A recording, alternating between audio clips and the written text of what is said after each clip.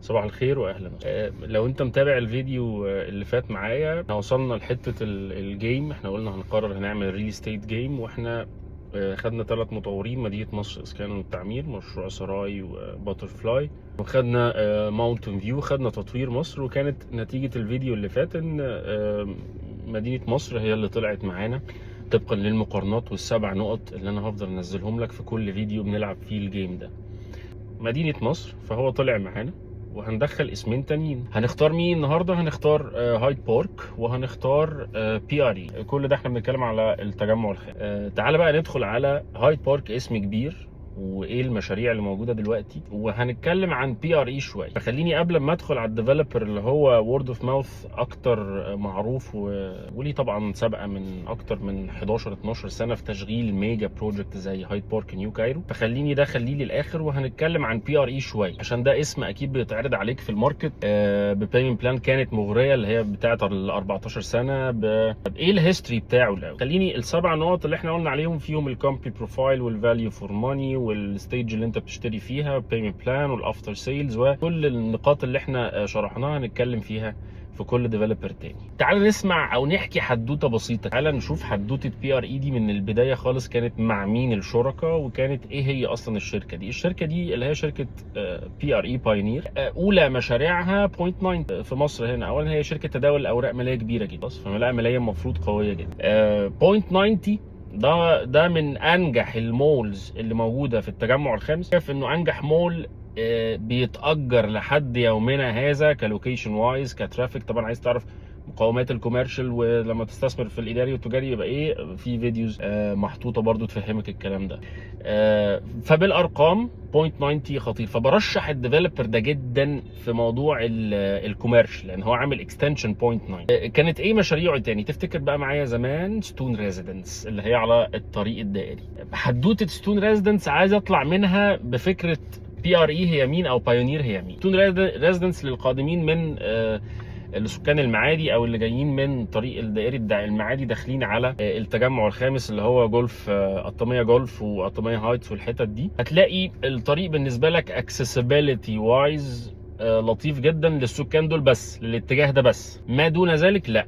هشرح لك كل نقطه بقى. فهتلاقي على يمينك بروكس اللي هو اجدد مشاريعه، و ستون ريزيدنس اقدم مشاريع. هم كانوا شراكه بي ار اي وشركه طيبه بتاعه لافيستا وشركه رؤيه هشام شكري. بغض النظر عن رؤيه بمشاكلها في الماركت، حذاري كل التحذير لشركه رؤيه، وان انت تفكر ان انت تشتري فيها حاجه. بس انا عايز اطلع لك هنا من حاجه ما بتبقاش واضحه قوي في البيعه بتاعه بي ار اي. في 2015 16 انفصلت شركه طيبه اللي هي لافيستا حاليا عن الشركاء. تبقى رؤيه هشام شكري وبي ار اي.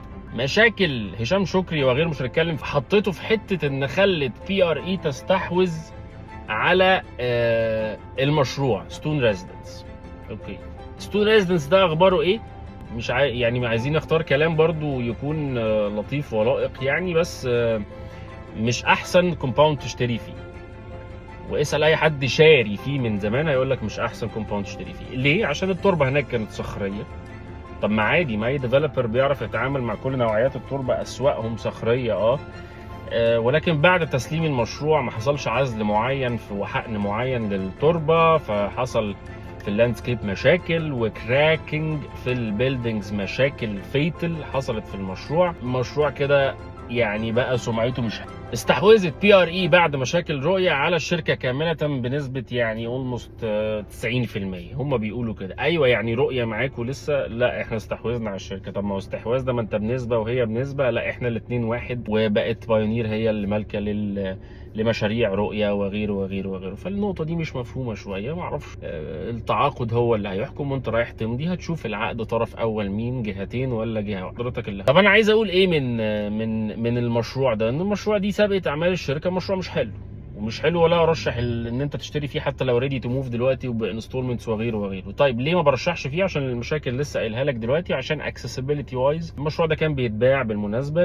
بان الشركات او الاونرز بتوع المشروع هيعملوا من على الطريق الدائري فلاي اوفر او كوبري بينزلك دايركت على المشروع، ولكن ده ما حصلش وما زال مش راضي يحصل، وما زال الموضوع متعب جدا للسكان. طب انت جاي من مدينه نصر او من التجمع او من الجهات اللي هي الناحيه الثانيه من المعادي، انت هتلف لفه كبيره جدا من عند كارفور المعادي عشان توصل لهذا المشروع. فاكسسبيليتي وايز للمنطقه دي بالكامل انا من وجهه نظري شايف وحش. يعني مشروع بتاع شركه وان ديفلوبمنت بتاع عمرو دياب، ومشروع اللي هو شراكه عمرو دياب والشركه الاماراتيه الفنار، اللي هي الشركه الاماراتيه عندها بترول ايه بره وغيره وغيره.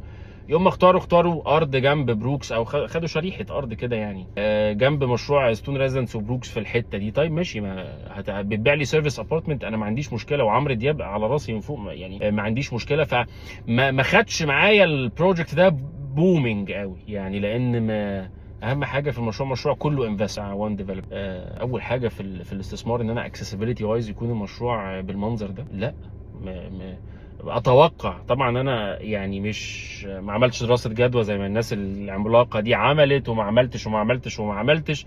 تمام. صعوبه الوصول لهذه المنطقه بالذات وحشه جدا، مش لطيفه جدا. فتخيل كده انت اوتوماتيك هتلاقي اي اوتيل كبير موجود فين؟ على مين رود. هتلاقي اي مشروع سيرفيس ابارتمنت ضمن السيلينج بوينت فيها هتلاقيه على مين رود. الحقيقه دي مؤثره جدا في الار اي بتاعك. طيب رجوعا للموضوع، فالاكسسبيليتي نقطه دي مش لطيفه جدا في المشروع.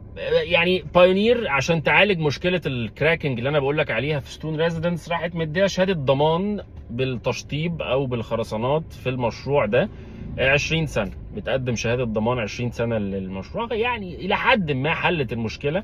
يعني لو حصل حاجه في العقار فانا مسؤول ان انا اعمله لك وغيره. طيب ادي الكومبي بروفايل، قلنا 0.90 ومشروع ستون ريزيدنس. المشكله عندي في الديفلوبر ده مش هنا. انا قلت لك هو قوي في ايه وضعيف في ايه. المشكله عندي في الديفلوبر ده ان هو لما فتح مشروعين مره واحده، ايفوار ايست وايفوار ويست، اللوكيشنز مرعبه، اللوكيشنز خطيره، اراضي المشاريع فوق الممتاز. اذا كان ايفار ويست، انت جولدن سكوير بتاعت الشيخ زايد، المشروع ده هناك في اكتوبر.